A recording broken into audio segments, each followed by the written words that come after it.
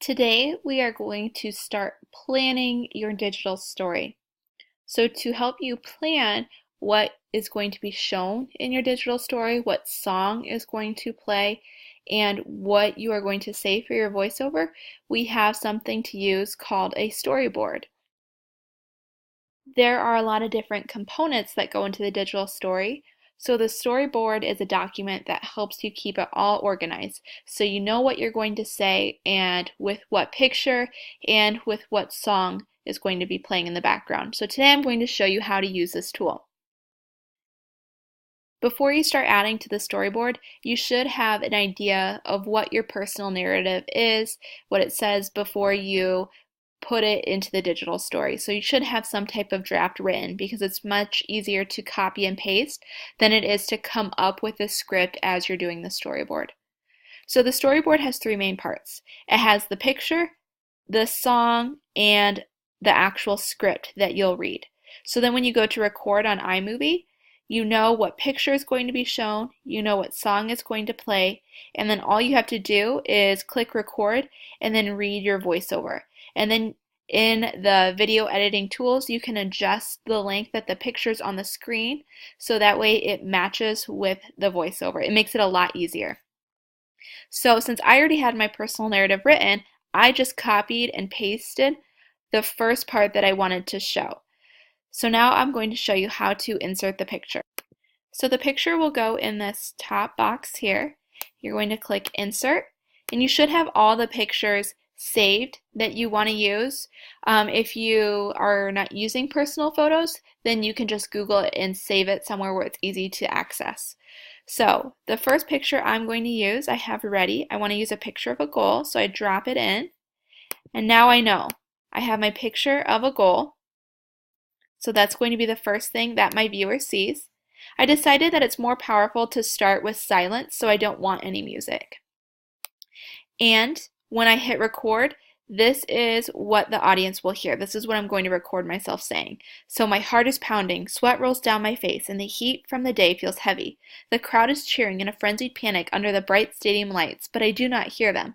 My focus is on my opponent as she dribbles the ball in a breakaway down our field, heading to our goal. So again, when I go to put this in iMovie, I know that it's going to start with this picture. I don't want any music, and this is what I'm going to say. So then when I start editing, if my voiceover is 10 seconds long, I know to adjust the length of this picture to be shown for 10 seconds. And then you just go to the next box and you do the same thing. So I decided, well, this is where I want my music to start. I decided it would be impactful to start with silence and then bring in the music. So for my song, I decided to have an instrumental version of Written in the Stars by Tinny Tempa. So I know that when I go to put it in iMovie, this is the song I need to find. And I already have my script written because again, I have my draft of the personal narrative done and it's super easy to just copy and paste. And notice that I have just short chunks of text so that way it breaks it up with each image. So I'm going to say, it's me versus her, an adrenaline-inducing situation I've always loved. The only thing that stood between her and her objective of scoring a goal was me, and I was not going to let her be victorious. So the only thing I have left to do for this is to insert my image, which I showed you how to do.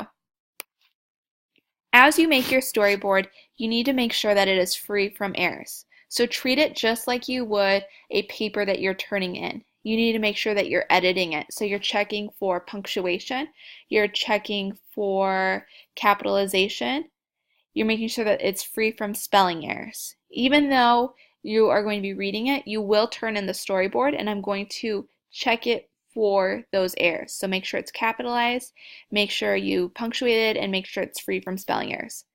It's also a time to revise too. So if you're noticing that you're repeating a lot of information or you don't have a lot of details or it's only maybe 3 boxes long, so you only have 3 pictures with the text, you might want to consider revising it and adding more information, adding more details, so that way you have a longer digital story. Remember, the goal is 2 to 3 minutes long. Once you finish the digital story, so you have all your pictures, all the music that you want, written down and all of the voiceover script written, then you can start making it in iMovie. Remember, I decided to have the same song throughout, but you can do different songs. So it's going to be even more important for you to write down where you want that song to switch and what picture is going to go with the new song and what script is going to be read with the new song. So again, the storyboard is just a really great tool to help you stay organized throughout the digital story creation. Once you're finished with this, there is a spot to submit it in Google Classroom. And then I will go over it, check it, give you feedback, and once you get the final okay from me, then you can start making it in iMovie.